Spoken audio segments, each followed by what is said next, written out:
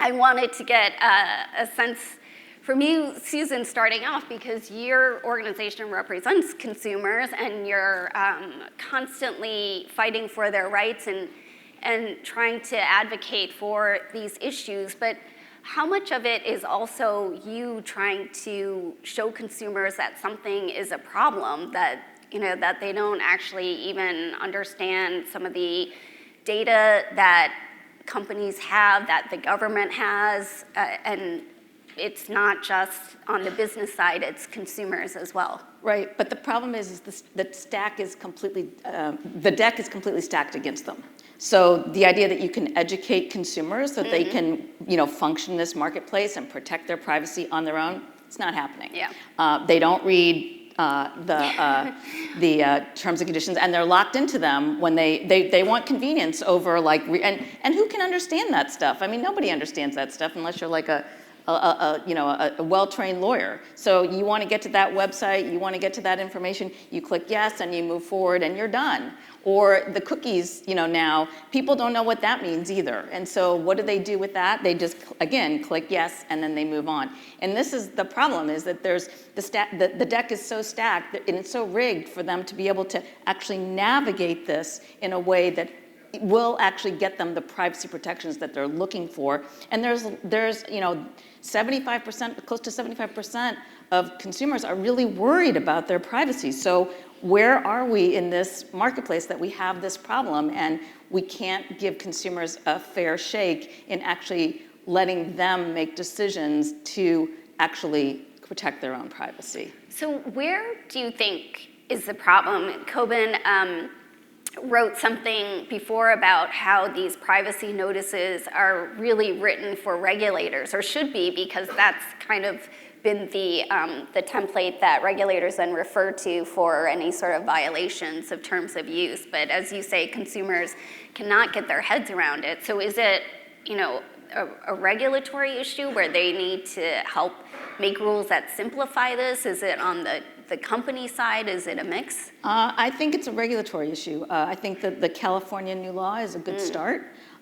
We need the FTC to move forward on their notice of proposed rulemaking, because they released an advance notice of proposed rulemaking, and we're waiting for the actual notice. But we need rules of the road that actually do provide those privacy protections by default. And so if you want to give up your privacy, then you choose that as opposed to the other way around. And that you can control your own data. You can say, I don't want you to collect this information about me. Right now, consumers really don't have an option to do that. Yeah.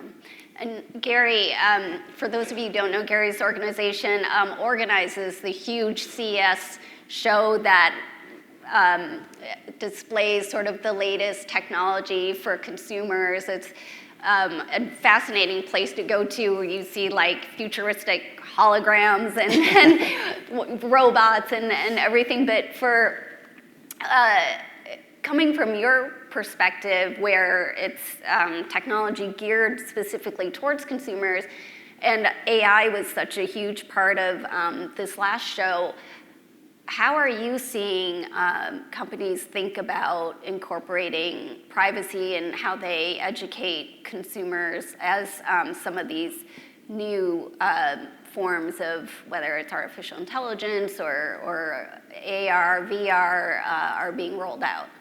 Well, thank you, and thanks for sponsoring and being here. And companies don't want to have to violate laws. They just want to get their products out there legally and their services out there to serve customers and make happy customers. So I don't think there's a great deal of satisfaction in the community about this. And we all have jobs. We're here for a reason, but we're all consumers, and we're also we have different views and do different things. And as users, for the first time, I'm an American also, and that's very important that our nation does things well and that we stay ahead of other countries. And I know this is an international panel and maybe an audience, but we all have different things that we care about, and they're kind of conflicting here because the United States has done a phenomenal job of being #1 in innovation for the last century. And our government has never stopped things from happening, and we've led on things like the development of credit cards. We created a bipartisan regulatory regime which protected consumers but allowed credit cards to exist, and there's interest rates. There's all sorts of different things we do which have allowed all sorts of new technologies, and we haven't had to go ask permission. The danger I've seen now is that Europe is leading, and they led with GDPR, and it's essentially adopted a global standard that everyone has to follow. But the thing is now, countries and even states like California put their own flavor on it.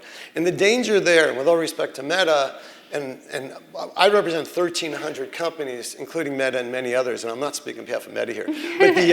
But 80% of them are small businesses. There's a lot of startups, and they want to compete too. And to the extent there's different laws in different countries and different states, it becomes the barriers to entry grow enormously. So all the companies want is just tell us what the law is and we'll follow it, make it clear, and we could create amazing new services that will delight consumers, and they'll be very happy, and there'll be competition in the marketplace. But if you put up barriers to entry to new companies getting in, it is an article of faith at our association. We run the largest innovation event, the largest trade show, the largest everything in the world. 50,000 people came from outside the United States to our event in Las Vegas in January. Yeah, still last month.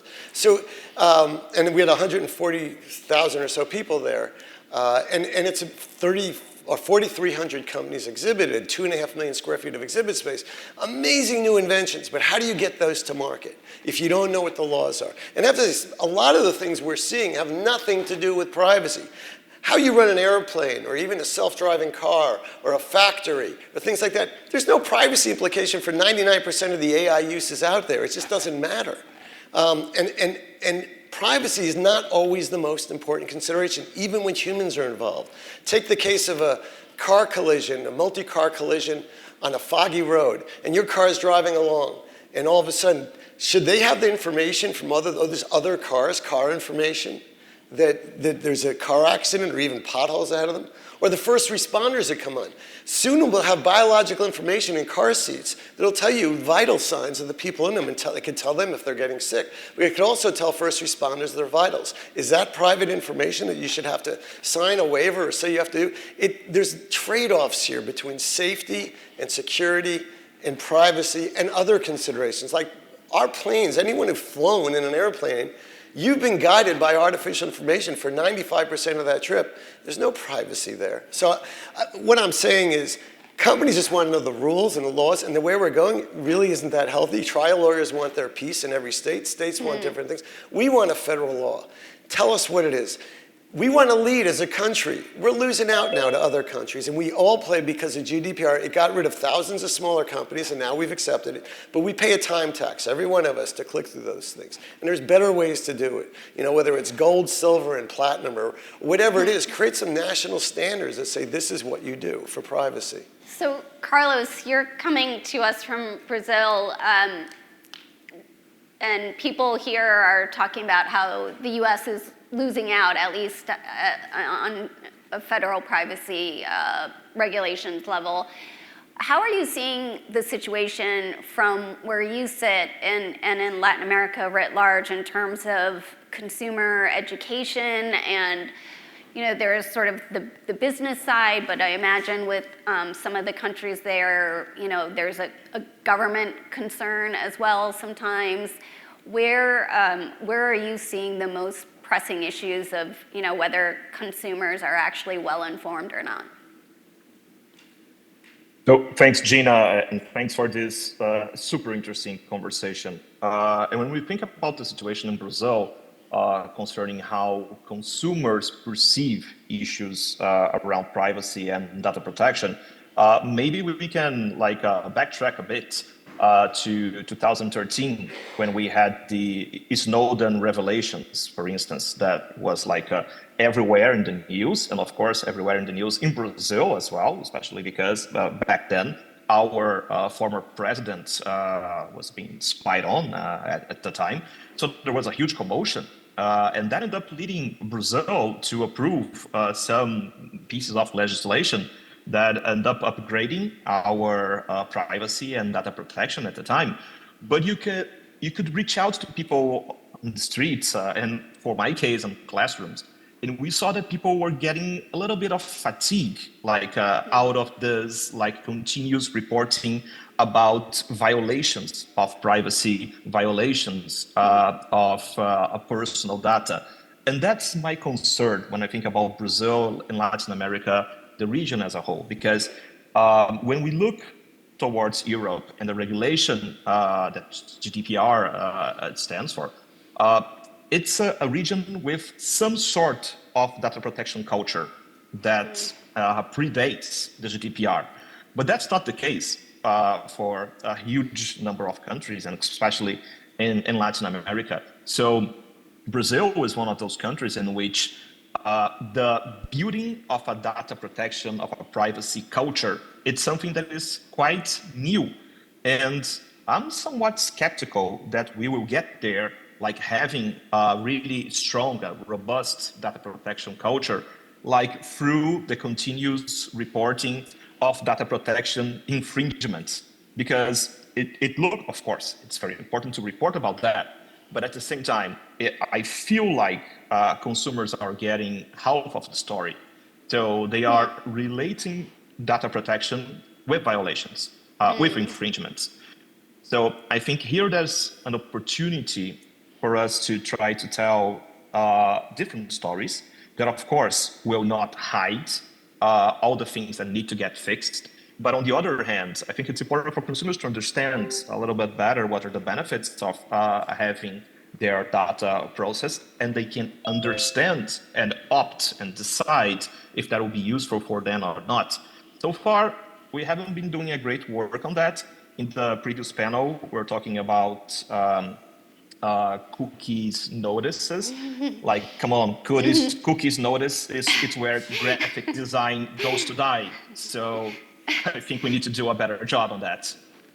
Yeah, no, thanks so much for that perspective. That's really interesting. Susan, I wanted to ask you, because your group also does a lot about children and advocacy on that front, and obviously we've seen, a host of stories along those lines, whether it's, Facebook and Instagram, YouTube, Snap, TikTok, the list goes on and on. Exactly. I have a 6-year-old who's constantly on YouTube, wants her own YouTube show, and I'm like, and I'm with her, but obviously as a parent, as she gets older, I'm not going to be able to control everything or see everything that she does. So how do parents also become educated about their own kids and what they're, how to control that better? Because I think parents are also lost too. It's very hard. My kids are grown now, but when they were, growing up, I saw a very different generational attitude. I was very concerned about their privacy. I think they felt like we already gave it away. And that was painful to me. And I kept saying, no. And this is, again, the thing. Where are the tools for parents to control? Where are the regulations? Where are the laws to make sure that there's an affirmative option for parents to provide that information to whomever is deciding they want to collect that information, as opposed to just letting the kids go and do whatever they want to do, and the parents are catching up later saying, wait, what's going on here? And Gary, you mentioned some of the patchwork of laws and just kind of knowing what to do. Some of the states have passed, where if you're under 18 or under certain ages, you can't do this, you can't be on that, parents will be held responsible. How, as a startup, if you, as you say, trying to build a product and you're seeing all these barriers to entry, how is that affecting sort of innovation and balancing, safety and some of the issues that parents would be concerned about? I think we're in a dangerous place right now because we have patchworks of laws. It's becoming more difficult for startups. The FTC doesn't want big companies buying small companies. So investors are not investing in startups, and we're in a very dangerous place. But having said that, I have an 11-year-old. He's not allowed on social media. Parents have a responsibility, but companies like Meta and others have a variety of tools that people just, I mean, the companies try to make them aware of it, but there's so many great parental tools out there. I think we subscribe to the net choice recommendations, that there's so many different things government can do to make the situation better, and to focus on some of the biggest problems, the going after kids sexually or sexualizing children or things like that. Protections for kids under 18 are totally, or whatever your age, because there's a debate over that, are totally legitimate. And obviously it's easier if there's a nationwide approach on that. Yeah, and Carlos, I'll leave the last word to you in terms of sort of parents and educating them. We've seen, a lot of the platforms that are popular here are also popular there, although, I think WhatsApp is more used there. Instead of Amazon, you have Mercado Libre and some others, but can you just quickly give us your views from that standpoint? I think some of the challenges that we end up facing here are challenges that are faced globally. Like kids tend to think about social media and those platforms as the get-go solution to get informed, to entertain themselves, to connect with friends. I think the greater challenge here is to understand how those platforms operate, and especially in countries such as Brazil, in which mobile connectivity is the prime, is the way in which people in rural cities outside of the centers end up connecting to the internet. So for us to understand that short videos and platforms that allow users to access content without relying on heavy bandwidth, it's what kids will look for. So we need to be super cautious how they use that. And I think that's one of the greatest concerns. Great. Well, thank you so much, Carlos and Gary and Susan, for joining us. Thank you. Thank you.